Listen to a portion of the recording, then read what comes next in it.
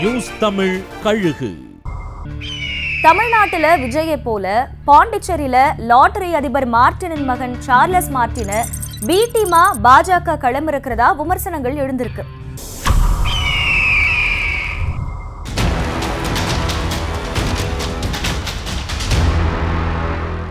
விஜய் கட்சி ஆரம்பிச்சதுக்கு பின்னணியில பாஜக தான் இருக்குன்னு திமுக கூட்டணி கட்சிகள் சொல்லிக்கிட்டு இருக்கிற நிலையில இதே மாதிரியான ஒரு குற்றச்சாட்டை பாண்டிச்சேரியில லாட்டரி அதிபர் மார்டினோட மகனும் ஆதவ் அர்ஜுனாவோட மைத்துனருமான சார்லஸ் மார்டின் மேல காங்கிரஸ் வைக்க துவங்கி இருக்கு.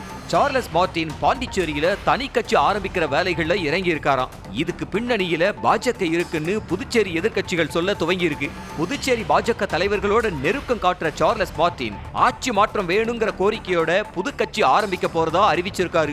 தமிழக பாஜகவோட முன்னாள் தலைவர் அண்ணாமலைய ஆதவ் அர்ஜுனா கடுமையா விமர்சிச்சப்பவும் அண்ணாமலைக்கு ஆதரவா சார்லஸ் மார்டின் கருத்து தெரிவிச்சிருந்தாரு.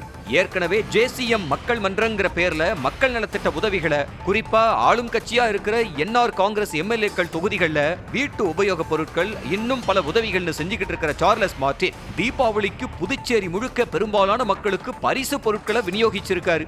பரிசு பாக்கெட்டுகள்ல பாஜக அமைச்சர்கள் எம்எல்ஏக்களோட படங்களும் இடம்பெற்றிருந்துச்சு. இப்ப என்ஆர் காங்கிரஸ் குறி வச்சு சார்லஸ் மார்டின் செயல்பட இத பத்தி புதுச்சேரி முதல்வர் ரங்கசாமி பாஜக மேலிடத்துல தன்னோட அதிருப்தியை தெரிவிக்க இப்போதைக்கு தனி கட்சி வேண்டாம்னு சார்லஸுக்கு பாஜக தடை போட்டிருக்கிறதா சொல்றாங்க.